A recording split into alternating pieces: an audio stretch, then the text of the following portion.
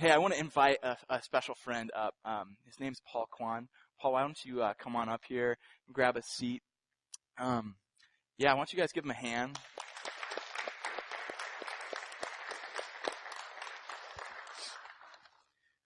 Paul is kind of a trooper. He's a tough guy. He's a really soft-spoken individual, but when he speaks, he has good things to say. You know, people like that they rarely will say something, but when they do, it's like, oh, that's profound. But Paul's kind of that guy, and he's got quite a story. So I want to kind of get started with the telling of it, and so I'll just let you get started. Why don't you just tell us a little bit about yourself and your story? My name is Paul Kwon, and I was a pastoring a church up in Des Moines, Washington. And 2 years ago, in 2008, I was diagnosed with leukemia, and since then, with the grace of God, I've been battling leukemia, and also because of my type of leukemia, I had to have a transplant, a stem cell transplant, in order for me to be cured.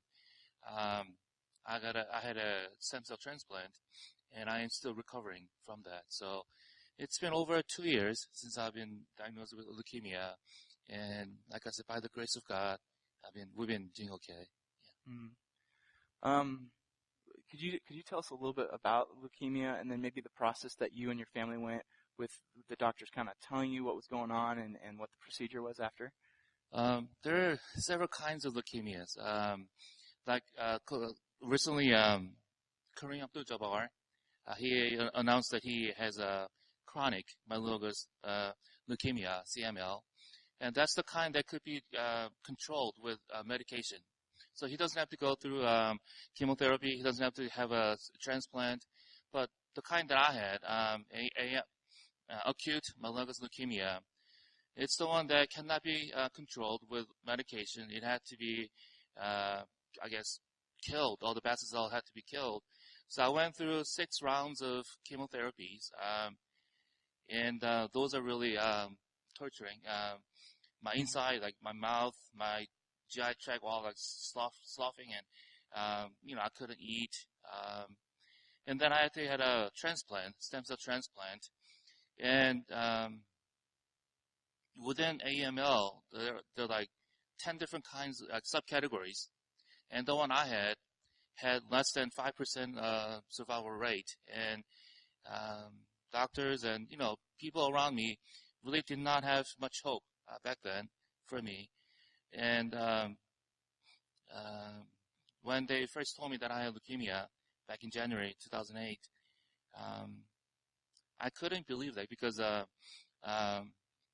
was a pastor. I was in full-time ministry, serving God, and I thought I was doing things for God's kingdom. But for me, at that age, at the stage in my life, to have leukemia was like, it's not. I could not believe that was will of a good God who do that to me. Because like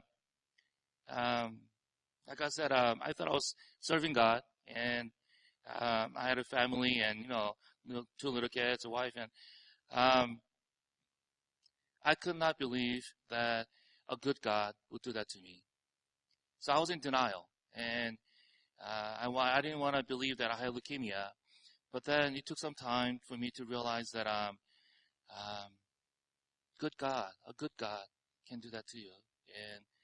And I was in hospital bed, and I was crying, and I was repenting because I was beginning to realize that it was the will of a good God to give me leukemia at that stage in my life and have me stay in hospital.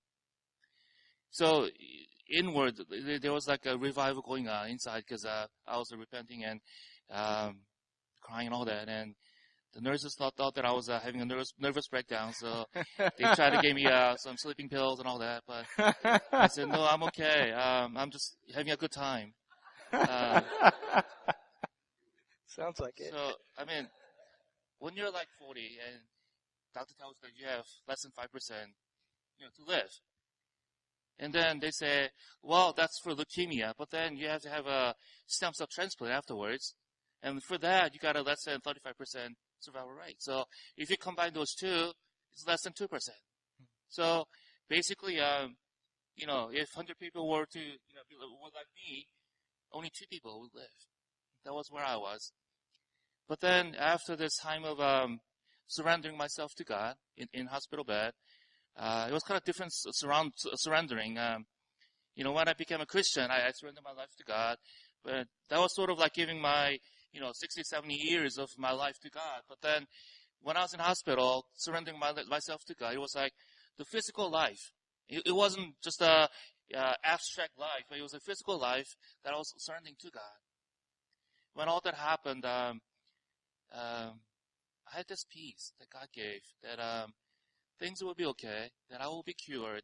Even though they said it was less than 2%, I had this peace that I will be okay, and I will be able to come out of this better than before and continue to serve God. So that's how it all began in January 2008.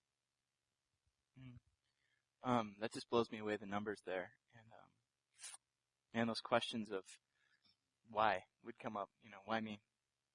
I'm curious. How did this play out with your family? If you could just spend a few seconds telling us, like, what was the impact on them through this time?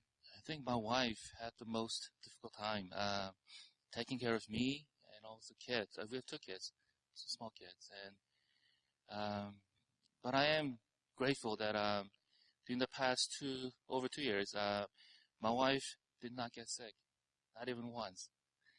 So by the grace of God, she has been holding our family up. And also our kids. At first we didn't want to tell too much about what was going on because I didn't want to scare them. But somehow, somewhere, someone told my kid that I was dying. So my son, Jeremy, he was really preoccupied with death. So he would ask questions about death to adults and different people.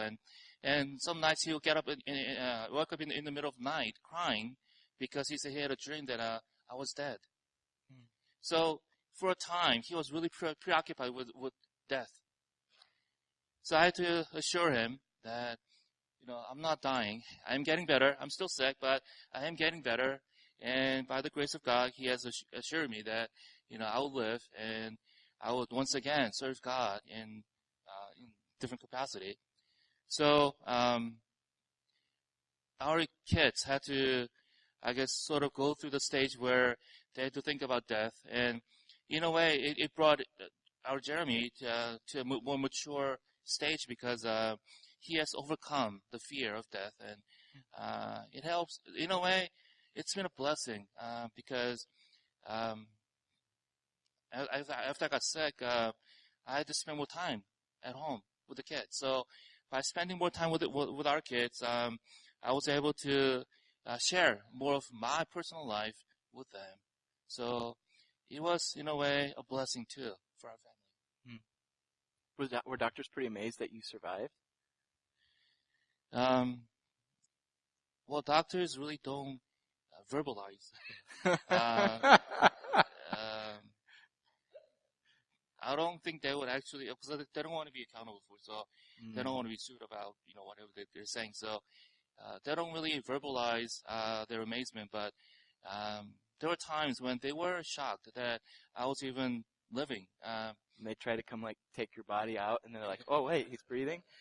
Well, more than the doctors, when I first got sick, a pastor friend of mine came to visit me.